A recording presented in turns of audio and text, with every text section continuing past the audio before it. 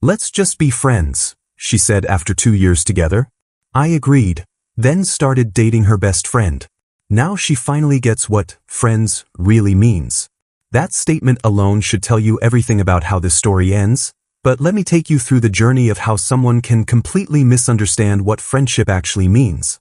Looking back, I should have seen the red flags waving like surrender banners, but when you're 29 and think you've found someone worth building a future with, you tend to ignore the obvious warning signs screaming at you from every direction. I'm Nathan, cybersecurity specialist in Austin, making $98,000 annually doing what I actually love, protecting companies from digital threats and building secure systems that keep hackers awake at night. Nothing glamorous, but it's stable work that pays well enough for me to own a modest 3-bedroom house I bought for $285,000 in a decent neighborhood where I can actually park my car without worrying about it disappearing overnight. I'm the kind of guy who reads security briefings for fun, keeps detailed budgets in color-coded spreadsheets, and genuinely enjoys the puzzle-solving aspect of my work. My idea of excitement is discovering a new vulnerability before it becomes someone else's nightmare, and I'm perfectly fine with that level of predictability in my professional life. Zoe was everything I wasn't: spontaneous, social, perpetually optimistic about opportunities that existed mainly in her imagination. At 26, she worked as a marketing coordinator for some trendy boutique downtown, pulling in $35,000 a year while somehow maintaining a lifestyle that would require triple that income to sustain realistically. She had this carefully curated Instagram presence with 3,200 followers who seemed genuinely impressed by her knockoff designer purchases and perfectly staged coffee shop photos. The woman could make a $12 Target dress look like it came from a Manhattan runway, and she had this infectious energy that made you believe anything was possible if you just manifested it hard enough. We'd been together 18 months when she moved in, and for 10 months she'd been paying $450 monthly toward what she called household expenses, while I covered the $2,100 mortgage, utilities, groceries, and basically every other cost associated with adult existence. She contributed the same amount most people spend on their monthly coffee budget toward living in a house that provided her with a private bedroom, full kitchen access, high-speed internet, premium cable package, and a backyard perfect for the Instagram content she was constantly creating. I told myself it was temporary, that she was working toward bigger things, that supporting someone you care about is what decent partners do for each other. The breakup came on a Tuesday evening in March, and I'll give Zoe credit for one thing: she certainly knew how to make an impression. I walked into my own living room after a particularly brutal day dealing with a ransomware attack at a client's firm, expecting maybe some dinner conversation and Netflix, instead finding my girlfriend sitting at my dining table with her laptop open and what appeared to be a PowerPoint presentation loaded and ready to go. The title slide read, "Relationship Evolution, Moving Forward Together," in some trendy font she'd probably spent 20 minutes selecting for maximum emotional impact. "We need to talk," she announced, gesturing toward the chair across from her like this was a business meeting I'd somehow forgotten to calendar. "I've been doing a lot of thinking about us, about where we're heading, and I think it's time we evolved our relationship dynamic into something more mature and sustainable." I sat down, genuinely confused about whether this was some kind of elaborate joke or if my girlfriend had actually created a presentation to break up with me. Evolved our relationship dynamic? She clicked to the next slide, which contained bullet points about growth opportunities, and mutual benefits. "I think we're better as friends, Nathan. We've built something really special here, but I need space to discover who I am as an individual. We've gotten so comfortable that we've stopped challenging each other to grow." The irony of someone who'd spent 10 months contributing $450 monthly to a $3,500 household budget talking about challenging each other to grow wasn't lost on me, but I let her continue her presentation because I genuinely wanted to see where this theatrical performance was heading. "What I'm proposing," she said, advancing to a slide titled, "Proposed New Arrangement," is a platonic partnership where we maintain the foundation we've built while allowing ourselves room for personal development. I could continue contributing to the household while using this space as a base during my journey of self-discovery. She wanted to break up with me but continue living in my house at the same below-market rate while presumably dating other people and calling it personal growth. The audacity was almost impressive. "So you want to dump me but keep paying $450 to live here?" Her face shifted, the practiced presentation confidence cracking slightly. It's not dumping you, Nathan. It's evolving what we have into something better. We're great friends. We should build on that instead of forcing something romantic that's clearly run its course. When did it run its course? We haven't been intimate in 6 weeks, she said, clicking to what appeared to be a chart tracking our physical relationship. We barely talk about anything meaningful anymore. You work, I work, we watch TV, we go to bed. It's like we're roommates who occasionally hold hands. She wasn't wrong about the intimacy, but she'd conveniently omitted the part where she'd been staying out until 2 a.m. 3 nights a week for networking events, and coming home smelling like expensive cologne that definitely wasn't mine. The meaningful conversation issue might have had something to do with her responding to my questions about her day with one-word answers while scrolling through TikTok videos. And you think being friends will fix that? I think being honest about what we are will fix that, she said. We care about each other, but we're not in love anymore. We're just comfortable, and comfort isn't enough for either of us. I looked at her sitting there with her presentation and her bullet points and her carefully rehearsed reasoning, and something clicked into place. This wasn't about personal growth or friendship or evolving our dynamic.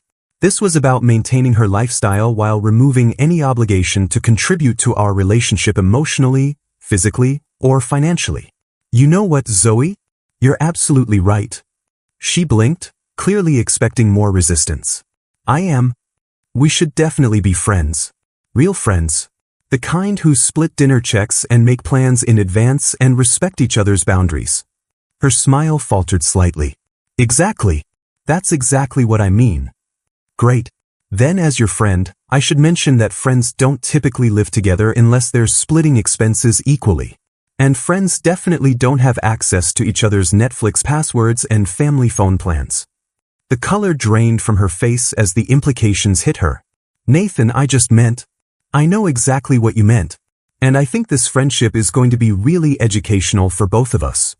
She tried to backtrack, suggesting maybe we could transition slowly, but I was already mentally calculating how much money I'd save without subsidizing her lifestyle. For the first time in months, I felt genuinely excited about my future, and it had nothing to do with the woman sitting across from me with her PowerPoint presentation and her carefully planned manipulation disguised as personal growth. The next morning, I called my best friend Logan, a paramedic who'd been watching this relationship implode from the sidelines for months with the kind of professional detachment that comes from dealing with emergencies for a living. Logan had zero filter and a talent for cutting through nonsense that I desperately needed at that moment, plus he'd been divorced from someone remarkably similar to Zoe, so he understood the dynamics I was dealing with better than most people. She wants to be friends? Logan laughed when I explained Zoe's PowerPoint breakup. Bro, she doesn't want friendship. She wants all the benefits of dating you without any of the obligations. That's not friendship, that's being a parasite with better marketing.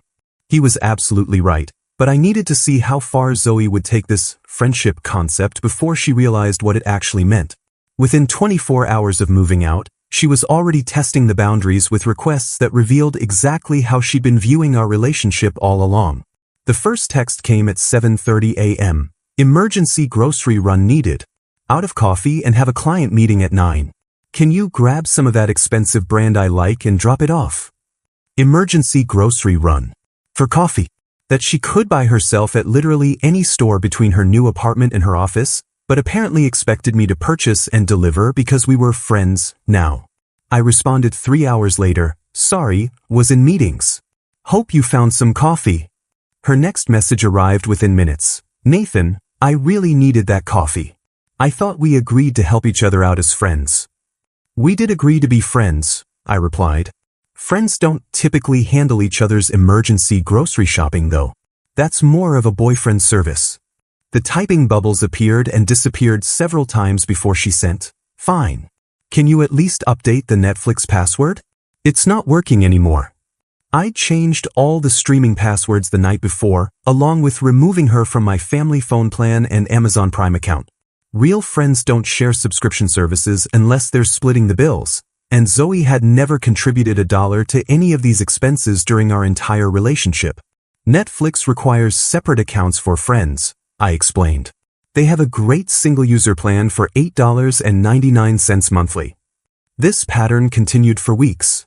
Zoe would request something she'd taken for granted during our relationship: access to my accounts, inclusion in my weekend plans, rides to the airport, help moving furniture, and I'd respond with the same energy I'd give any casual acquaintance. Polite, but not accommodating. Friendly, but with clear boundaries. The breaking point came when she showed up uninvited to my house on a Saturday morning, using the spare key she'd somehow forgotten to return, expecting to join me and Logan for our weekly barbecue prep. I was seasoning ribs for a company gathering I'd planned with several coworkers from my cybersecurity firm when I heard my front door open and Zoe's voice calling out like she still lived there. "Hey, I brought potato salad for the barbecue. Store-bought, but it's the good kind from Whole Foods." Logan and I exchanged glances. This was going to be interesting. "Zoe," I said calmly, "what are you doing here?" "It's Saturday barbecue day. I always come to Saturday barbecue day." She set the potato salad on my counter like this was completely normal behavior. I figured as friends we could still maintain some of our traditions. "Friends get invited to barbecues," Logan said bluntly. "They don't just show up because they know where you hide the spare key." She looked genuinely confused, like the concept of being invited to social events was completely foreign to her. "But we always do this together. It's our thing." "It was our thing when we were dating," I explained. "Now we're friends, and friends respect boundaries. They ask before coming over. They don't use keys to other people's houses without permission." Her face went through several emotions: confusion, annoyance, then that familiar entitled indignation I'd seen whenever someone suggested she couldn't have exactly what she wanted when she wanted it. "So you're saying I'm not welcome here anymore?" "I'm saying friends call first and wait to be invited like normal people do." She stood there holding her store-bought potato salad, probably realizing for the first time that breaking up with someone actually meant losing access to their life, their space, and their social gatherings. The barbecue wasn't just about food, it was about the community I'd built, the relationships I'd maintained, the social life she'd enjoyed without contributing anything meaningful to it. "This is ridiculous, Nathan. We're adults. We can maintain a friendship without all these petty rules." Logan stepped forward, his paramedic training probably kicking in as he recognized someone in denial about reality. "Lady, you literally quit your relationship and now you're mad he's not giving you the same benefits package. That's like quitting your job and still showing up expecting paychecks." The analogy hit perfectly. Zoe's face flushed as she processed what Logan had said, finally understanding that friendship meant something completely different from what she'd imagined. "Fine," she said, grabbing her potato salad.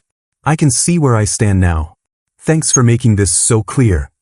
She stormed out, slamming my front door hard enough to rattle the windows, leaving behind the spare key she'd finally remembered to return in her dramatic exit.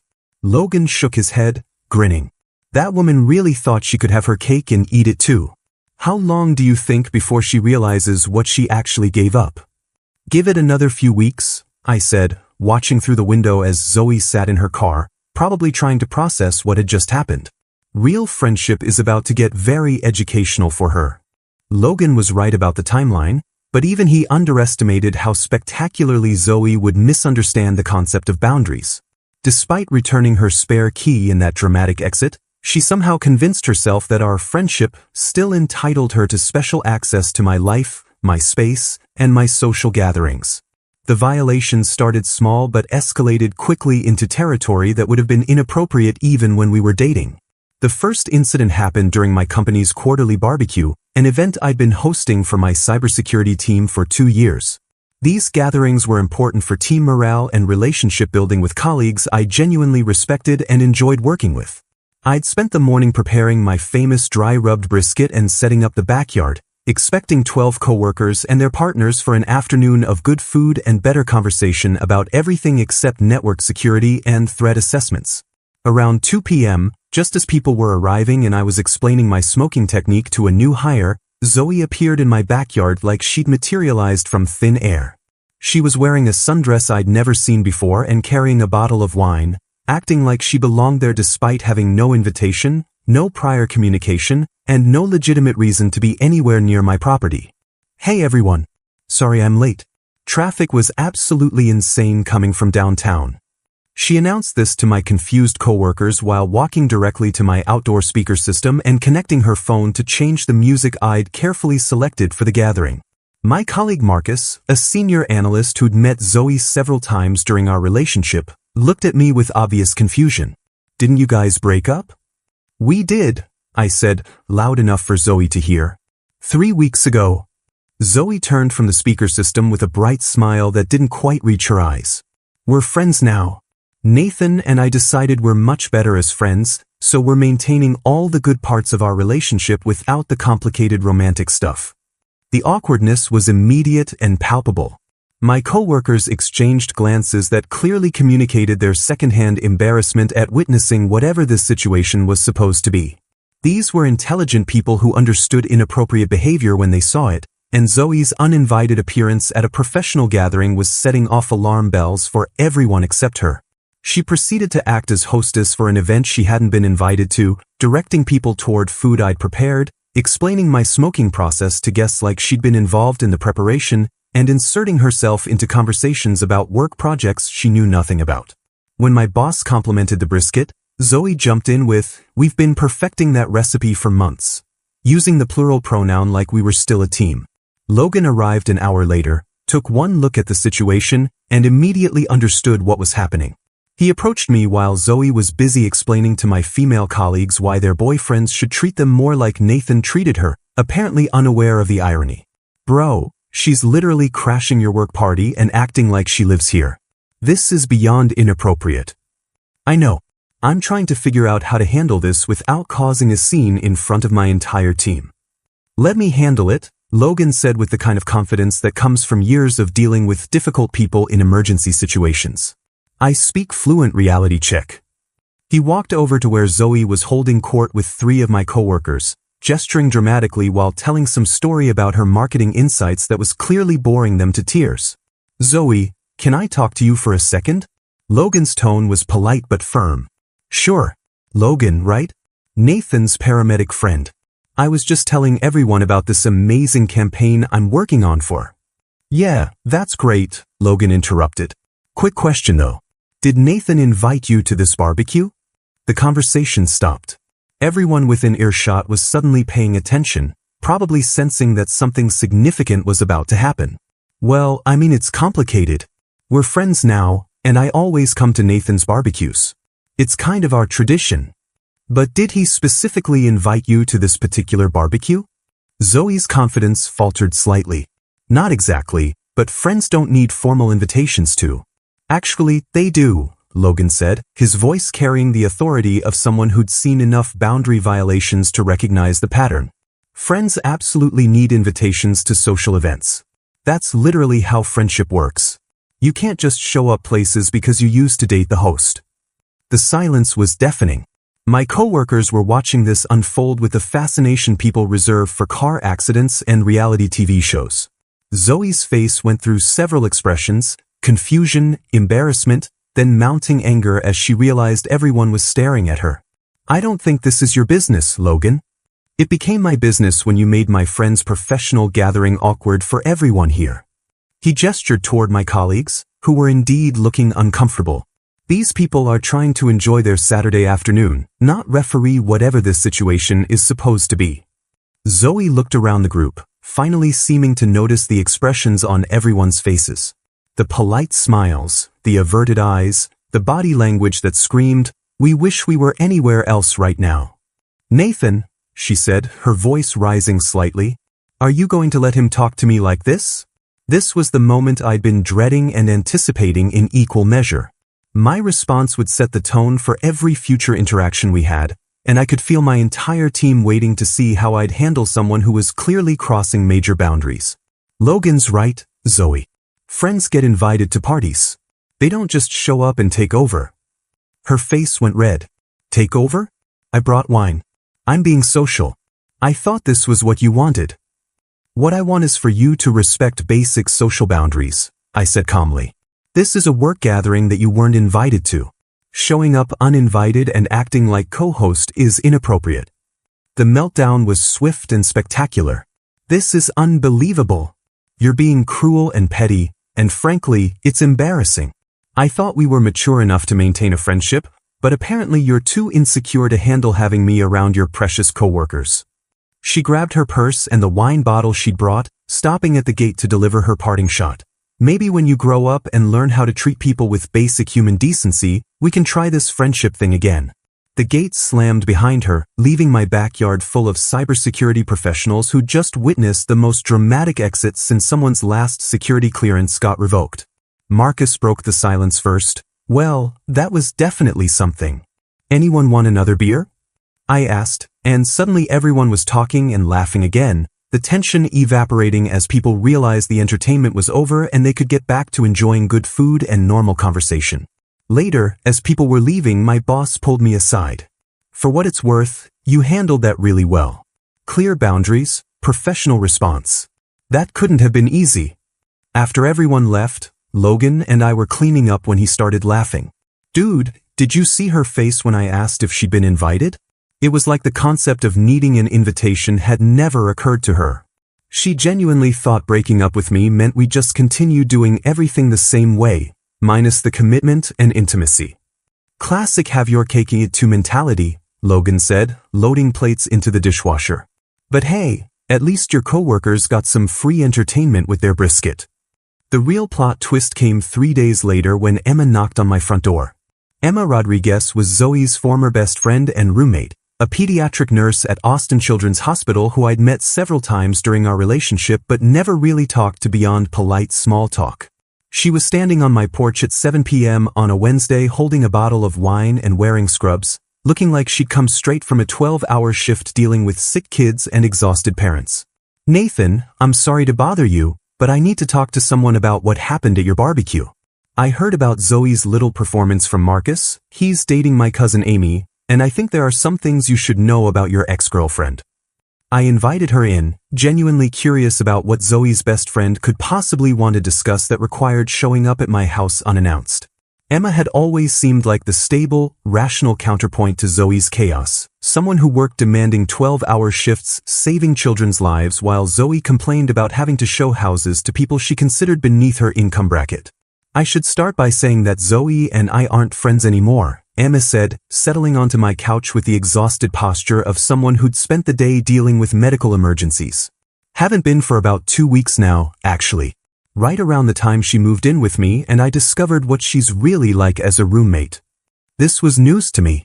Zoe had mentioned staying with Emma temporarily, but I'd assumed it was a normal friend-helping-friend situation, not something that had exploded into ended friendship. What happened?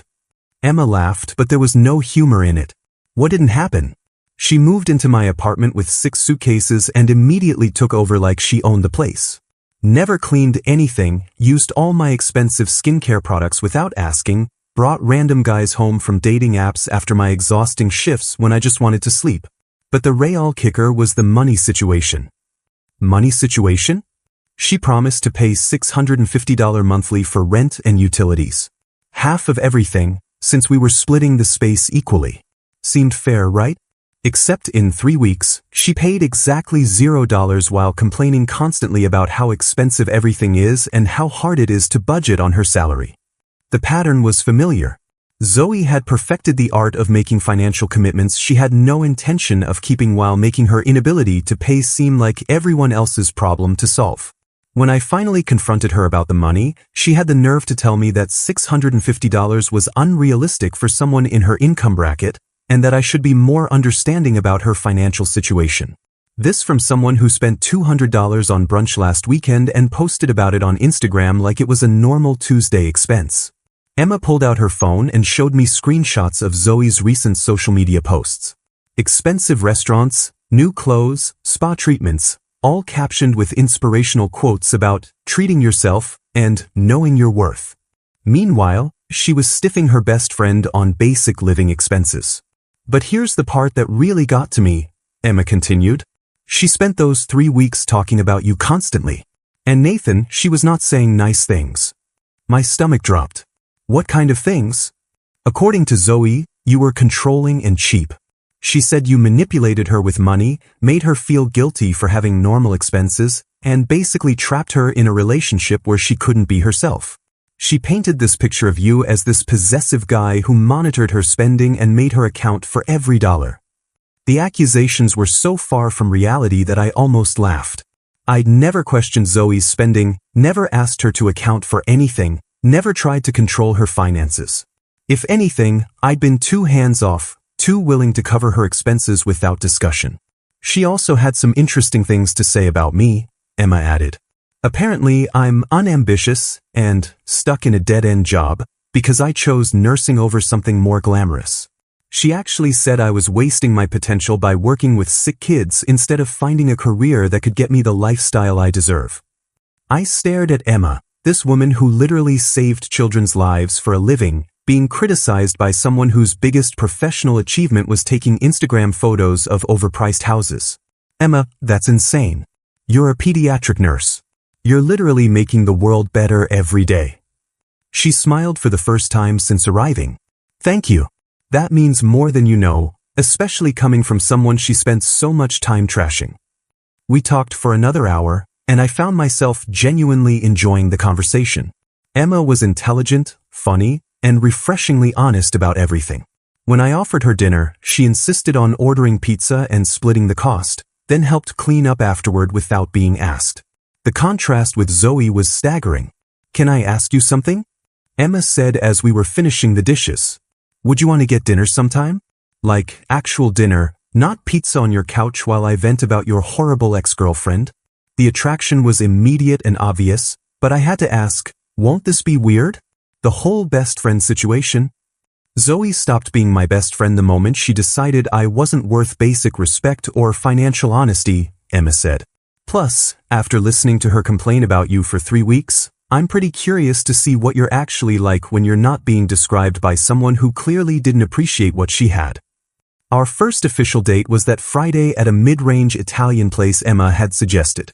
She arrived exactly on time, engaged in actual conversation about our jobs and families, and when the check came, she reached for her wallet before I could even offer to pay. When I suggested we split it, she smiled and said, "Finally, someone who doesn't think buying me dinner entitles them to anything." The difference was night and day. Emma asked questions about my work because she was genuinely interested, not because she was calculating my earning potential. She talked about her patience with the kind of passion that comes from finding purpose in your career. When I mentioned my house, she seemed impressed by my responsibility, not disappointed by the neighborhood or square footage. Zoe said you were boring. Emma told me over dessert we decided to share. She specifically mentioned that you work too much and don't understand how to have fun. What do you think?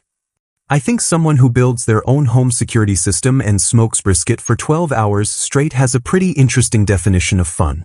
Zoe's idea of excitement was spending money she didn't have on things she didn't need. By the end of the evening, I was more interested in Emma than I'd been in anyone for years.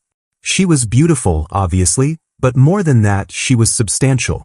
She had depth, purpose, and this amazing ability to find humor in situations without being cruel about it. When I walked her to her car, she turned and said, "I had a really great time tonight. I'd love to do this again." Even though it might complicate your situation with Zoe? Emma's expression grew serious. Nathan, Zoe made her choices. She chose to treat you badly, she chose to treat me badly, and she chose to burn bridges with people who cared about her. I'm not going to let her poor decisions limit my good ones. That night, lying in bed in my own house without someone scrolling through social media next to me, I realized something important. For the first time in months, I was excited about where my life was heading. And it had everything to do with the woman who just texted me, "Thanks for dinner. Sleep well," and nothing to do with the one who'd created a PowerPoint presentation to explain why we should be friends. Zoe discovered Emma and I were dating exactly 2 weeks later, and her reaction made the barbecue meltdown look like a minor disagreement about dinner plans. I know the precise timing because my phone started exploding at 5:15 a.m. on a Monday morning with a barrage of texts that escalated from confused to furious to completely unhinged in the span of 37 minutes. The first message was almost reasonable. "Did Marcus tell me correctly that you're dating Emma now?" Then came the follow-up before I could even respond. "Please tell me this isn't some sick revenge plot against me." By 5:30 a.m., the messages were coming in rapid-fire succession. "You're dating my best friend? How could you do this to me? This is so twisted and manipulative. You're only doing this to hurt me. Emma knows exactly what she's doing.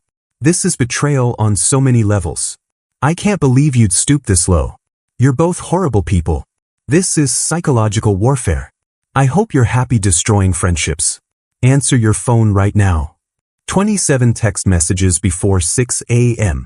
I counted them while drinking my morning coffee and marveling at the level of entitlement required to send someone nearly 30 angry messages about their dating life 2 weeks after breaking up with them via PowerPoint presentation.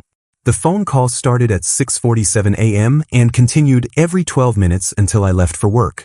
19 attempted calls in 2 hours, each one going to voicemail because I was already running late for a client meeting and had no intention of starting my Monday with whatever emotional hurricane Zoe was brewing.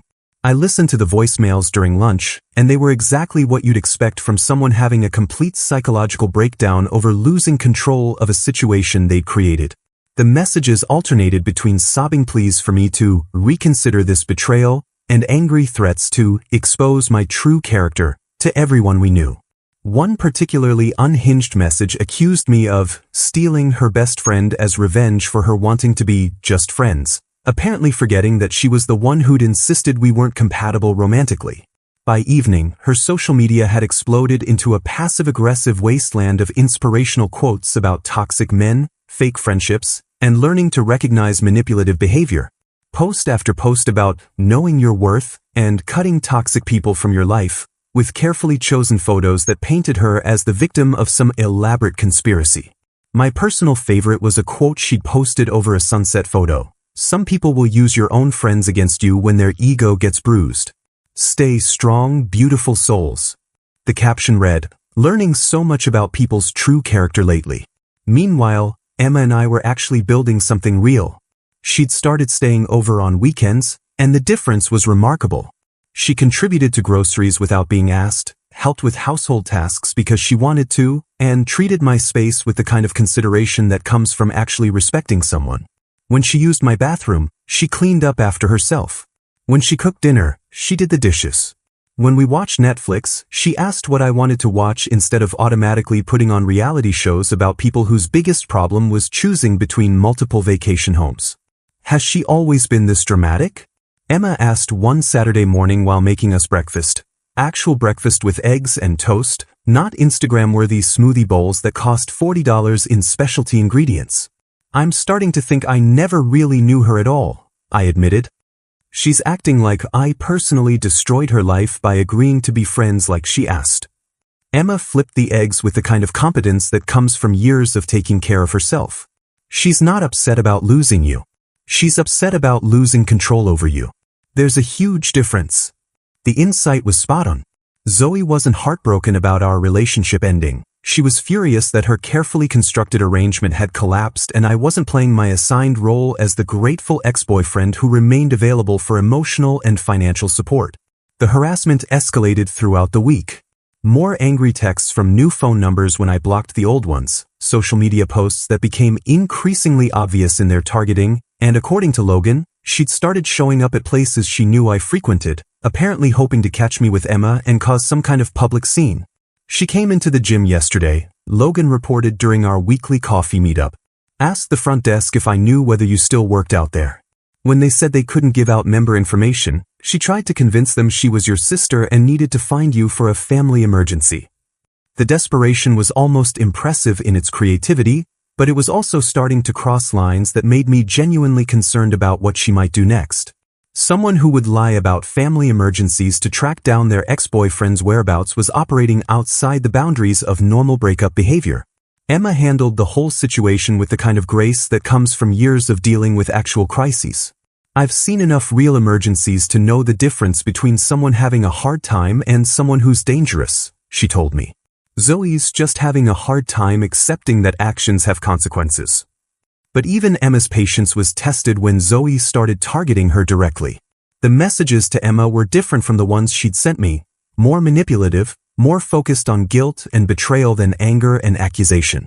She's trying to convince me that you're just using me to get back at her, Emma showed me the screenshots one evening. Apparently, you're incapable of genuine feelings and this is all part of some elaborate revenge scheme. The messages painted me as a master manipulator who'd identified Emma's insecurities and was exploiting them for psychological warfare. According to Zoe, I was targeting Emma specifically because I knew it would hurt her the most, and Emma was too naive to see through my calculated emotional manipulation. Do you think there's any truth to that? Emma asked, though her tone suggested she already knew the answer. If I were planning psychological warfare against Zoe, I said, I probably would have started by not covering her rent for 10 months while she called me her financial safety net. Emma laughed but then grew serious. She really did a number on your self-esteem, didn't she? The way you second-guess yourself, like you can't trust your own motivations or feelings. She was right. Living with someone who constantly questioned your character and painted your kindness as manipulation had a way of making you doubt everything about yourself. But being with Emma was helping me remember who I actually was underneath all the gaslighting and emotional confusion.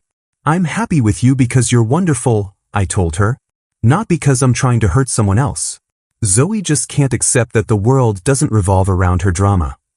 That night, Emma stayed over again, and as we fell asleep in my own bed in my own house with someone who actually wanted to be there, I realized that Zoe's meltdown was actually the best thing that could have happened. Her reaction to losing control was revealing exactly why she'd never deserved it in the first place. The financial collapse that followed was swift, brutal, and entirely predictable. Without my subsidies propping up her lifestyle, Zoe's $35,000 salary proved spectacularly insufficient for someone accustomed to living like she made triple that amount.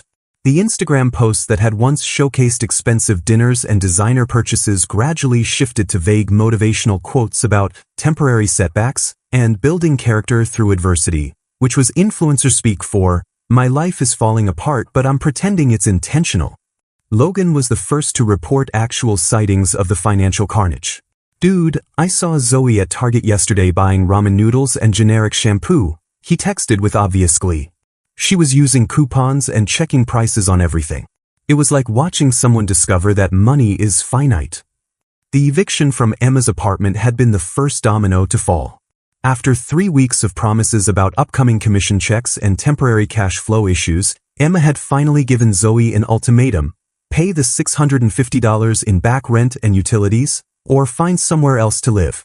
Zoe chose the dramatic exit, accusing Emma of being unsupportive during a difficult transition period and claiming that real friends don't put money before relationships. She actually told me I was being materialistic, Emma reported with genuine amazement. A woman who spent $200 on a single brunch called me materialistic for wanting her to pay her share of the electric bill. With Emma no longer an option, Zoe had briefly attempted to move in with other friends, but apparently her reputation as a financial liability had preceded her.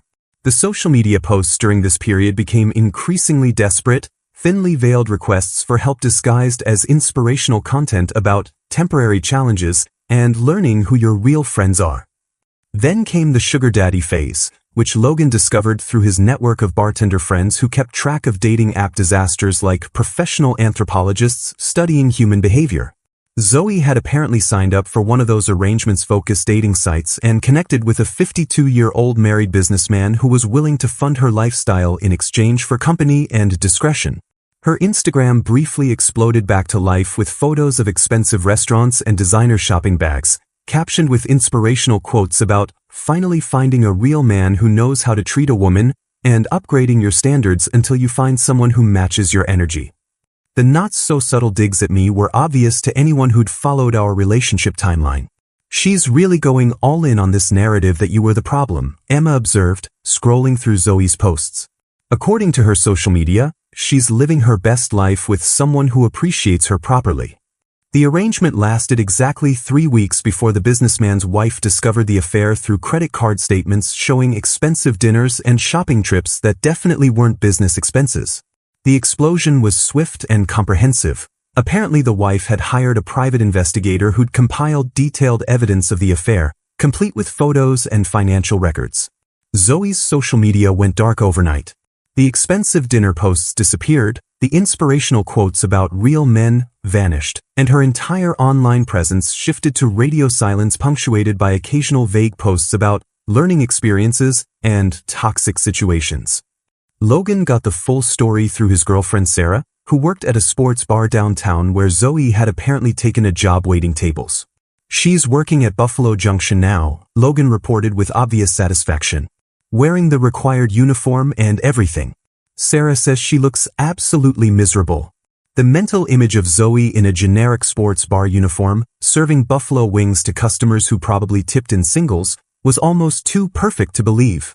This was someone who'd spent our entire relationship complaining about having to show houses under $750,000 because it was beneath her professional standards. But the real kicker came when Emma ran into Zoe's mom at the grocery store. Mrs. Rodriguez mentioned that Zoe had moved back home, Emma told me after the encounter. Apparently it's not going well. Her mom kept asking how someone with a college degree and a good job could end up in such a financial mess. The answer, of course, was that Zoe had never learned to live within her means because she'd always found someone else to cover the difference. First her parents during college, then a series of boyfriends who'd enabled her lifestyle, then me for 18 months, then briefly the businessman who'd turned out to have more complications than anticipated. Her mom seemed genuinely confused about how Zoe had gotten so deep into debt, Emma continued. She mentioned something about credit cards and car payments and not understanding how someone making decent money could be broke all the time. The social media transformation was the most telling indicator of how far she'd fallen. The carefully curated lifestyle content had been replaced by generic motivational posts about new opportunities in hospitality and learning the value of hard work. Her follower count had dropped from 3,200 to under 800. Probably as people realized her content had shifted from aspirational to desperately inspirational. She posted a photo of herself at work yesterday. Logan showed me his phone during our weekly coffee meeting, called it building character in the service industry, and tagged it with #HumbleBeginnings, #WorkHard, #GrowthMindset.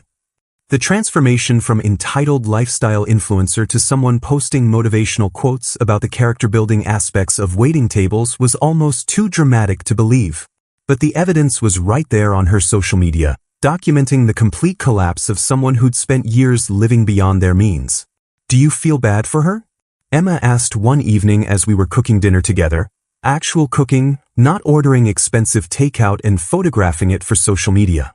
I considered the question while watching Emma efficiently chop vegetables with the kind of competence that comes from years of taking care of yourself. I feel bad that she never learned how to build a life instead of just funding a lifestyle. But I don't feel responsible for her choices.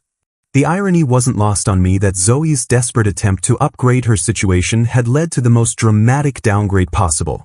She traded a stable relationship with someone who genuinely cared about her for a series of increasingly desperate arrangements that had ultimately left her worse off than when she'd started. She could have had a good life, Emma said, seasoning the vegetables.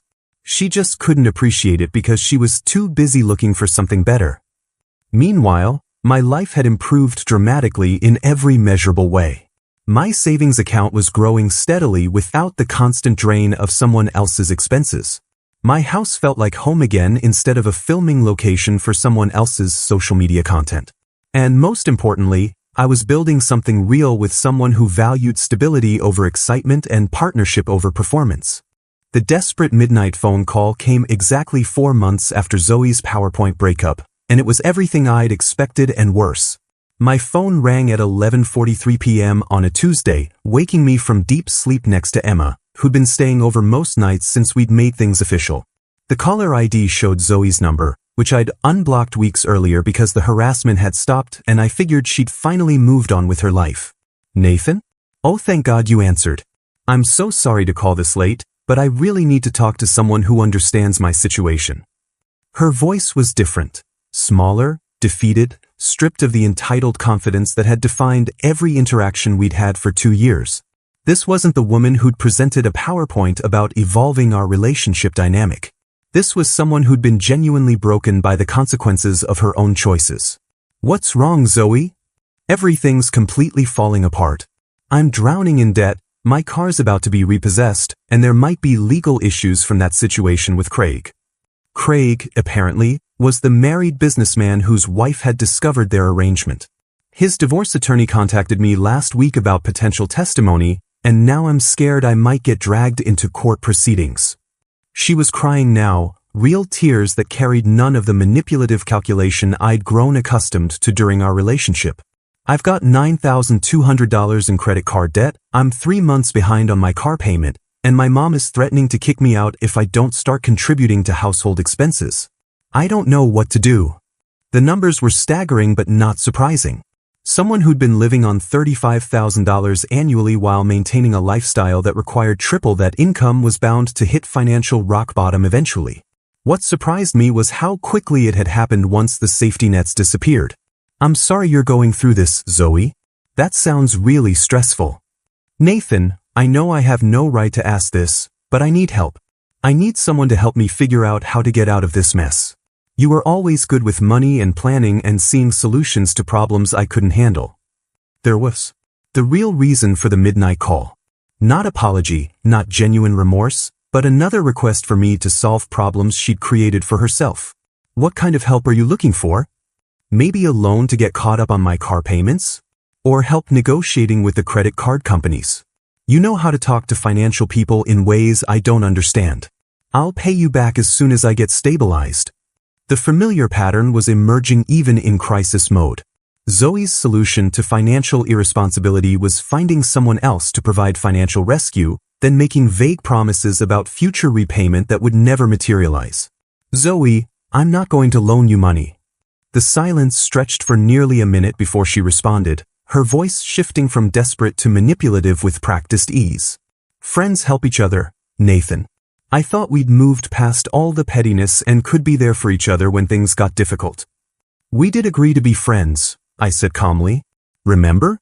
You said friends don't need the complicated romantic stuff, just the good parts of caring about each other. Exactly. So you understand why I'm calling. I understand perfectly. You want me to provide financial support without any relationship commitment or obligation on your part. But that's not friendship, Zoe. That's what we had before, and you specifically said you didn't want that anymore. Her breathing became irregular, the kind of hyperventilation that comes from realizing your manipulation isn't working and you're out of backup plans. I made a mistake, okay? I was wrong about us. I was wrong about what I wanted. I realize now that what we had was special, and I threw it away because I was confused and scared and stupid. What we had was you calling me your financial safety net while planning to quit your job after we got married so you could focus on lifestyle blogging. I never said that. You literally said exactly that. Those were your exact words during your PowerPoint presentation about evolving our relationship dynamic. The silence this time was different. The silence of someone caught in their own contradictions with no way to rewrite history. Nathan, please. I'm begging you. I know I hurt you, but I'm desperate here. I'll do anything to make this right between us. You'll do anything except take responsibility for your choices or learn to live within your means. That's not fair. I'm trying to fix my life. By asking me to subsidize it again. That's not fixing your life, Zoe. That's finding another person to enable your lifestyle while you avoid dealing with reality. The conversation devolved from there into familiar territory, tears, accusations of cruelty, promises to change, threats about what she might do if I didn't help her. But underneath all the emotional manipulation was the same fundamental problem. Zoe had never learned to solve her own problems because there'd always been someone willing to solve them for her. You know what's really sad about this call? I said finally. You still don't understand why we broke up. You think it was about money or commitment or compatibility. But it was actually about respect. You never respected me enough to see me as anything more than a resource to be exploited. That's not true. I loved you. You loved what I provided. There's a huge difference. I hung up and turned to Emma, who'd been awake for the entire conversation, listening with the kind of professional composure that comes from years of dealing with crisis situations.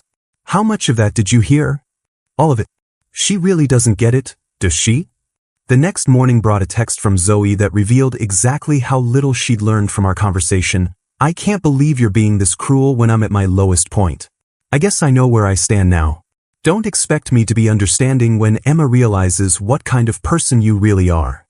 Emma read the message over coffee and shook her head. Even when she's desperate, she's still trying to manipulate. It's almost impressive. That afternoon, Logan called with news that put the final punctuation mark on Zoe's attempt to rebuild her life through other people's resources. Remember that married businessman situation?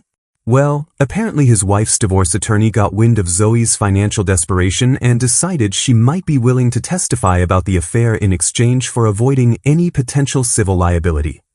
The legal complications were apparently more serious than Zoe had admitted. Craig's wife was seeking substantial financial damages in the divorce, and Zoe's involvement could potentially make her liable for some of those costs. The threat was enough to force Zoe into paying a $4,100 settlement to Craig's wife in exchange for a non-disclosure agreement that effectively ended any possibility of her discussing the situation publicly. $4,100, Logan repeated with obvious satisfaction. That's probably every dollar she had left, plus whatever she could borrow from her parents. The settlement also came with social media restrictions that explained Zoe's sudden online silence. She was contractually prohibited from posting anything that could be construed as discussing her relationship with Craig, which effectively meant she couldn't explain her financial situation or ask for help without risking violation of the NDA. So she's broke, living with her parents, working at a sports bar, and legally prohibited from using social media to crowdfund her way out of debt, Emma summarized. It's like she created the perfect storm of consequences for herself. 6 months later, Emma and I moved in together officially, combining our lives in ways that actually made sense for two adults who respected each other's autonomy and contributions. She kept her apartment as a backup plan, not because she didn't trust me, but because she'd learned from watching Zoe's situation that financial independence was too important to sacrifice for anyone. I love what we're building together, she told me one evening as we planned our first joint vacation, a trip we were splitting equally and budgeting responsibly for. But I never want to be in a position where I need someone else to solve my problems. That's the difference between someone who wants partnership and someone who wants provision. Emma enhanced my life while maintaining her own. Zoe had tried to replace her life with mine, then couldn't understand why that arrangement eventually collapsed under its own unsustainability. The last I heard about Zoe came through Logan's bartender network. She'd apparently moved to a different city, started over somewhere that didn't know her history, and was working in retail while living with roommates who actually expected her to pay her share of expenses. Whether she'd learned anything from the experience was anyone's guess, but at least she was finally living within her means, probably for the first time in her adult life. Meanwhile, Emma and I were building the kind of relationship Zoe could have had if she'd ever understood the difference between loving someone and using them. Real partnership, mutual respect, shared goals, and the kind of financial honesty that makes planning a future possible instead of just funding a lifestyle that looks good on social media. Sometimes people don't realize what they're throwing away until it's gone. But by then, the person they threw away has usually found someone who actually deserves them.